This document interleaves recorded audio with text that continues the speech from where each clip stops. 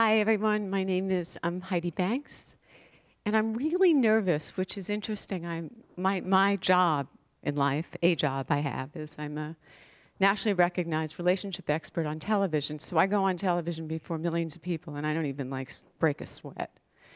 But I feel so responsible tonight because this is what is so close to my heart to share it with you. When I did USM, what was really interesting for me is I stepped into the room and I sat down, and I was with a man I was living with who I was totally in love with and thought, oh my God, my life is going so great. I had written my first book. I was in love, things were moving, and yet, you know, I was aware that I had pushed to create everything in my life. I was somebody who just kept pushing things forward.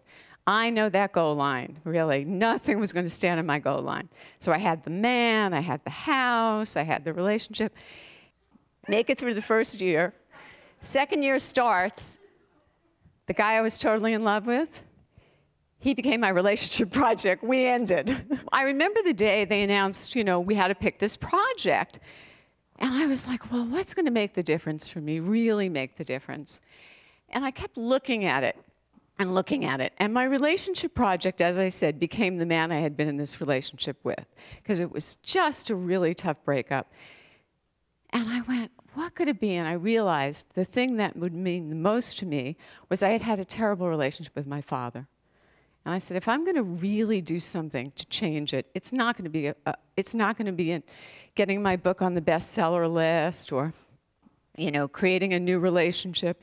It's going to be really resolving that issue. So I started attacking it, and that would be the word I used. Even though I had a year of skill, I started attacking it. And I was getting nowhere. And people around me were having victories, and you know, they were painting and building dream homes. And every month I would do all the things on my project plan, and nothing was moving. March of that year, I was living in California at the time, my father was living in Florida. I just said, there's got to be a way for us to come together. There just has to be. So I got on a plane and I went to Florida. And I happened to have the first edition of the book I had just published that was just being published. And I came in with this news. I said, not only do I have my book, but I've been booked on Oprah Winfrey, and this is sailing. And my father took the book and threw it on the floor. And he said, who cares? And I was like, wow. He got the goal line stuff. I went, wow, what, you know, and it hurt. I'm not going to lie, it hurt. I was upset because I had the whole thing going. And I looked at him and I said, Dad, what if tomorrow one of us died? I mean, what if something happened to me? What if something happened to you? And he looked at me and he said, Heidi, I'm not dying. I don't care. And that was it. I left there. I can't tell you what that plane ride home was like, except a little voice in my head came in and said, don't give up. Keep working your process. Keep working your process. The next day, I got a phone call. My father fell down and was in a coma, literally 24 hours later. And the doctors couldn't understand why he wasn't coming out of it. I got back on a plane. I went back down to Florida. I was in the middle of a national book tour at this point. But I said, this is my priority, because I knew if that relationship would resolve, things would shift so dramatically in my life. Well, it took about 3 months for my father to go through his dying process.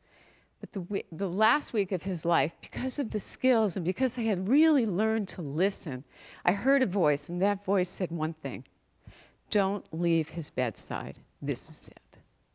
So I planted myself at his bedside, and I just stayed there for 3 nights. And my father, for 3 nights, was out of it, didn't say a word.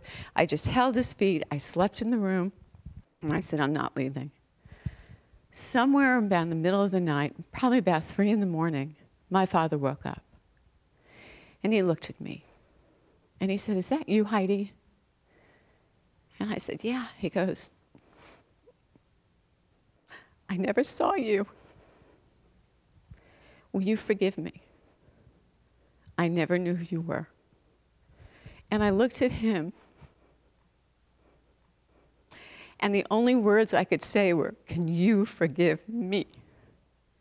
Because I knew the thing I was holding, the thing I wanted most was to be seen, and I was the one who never saw myself.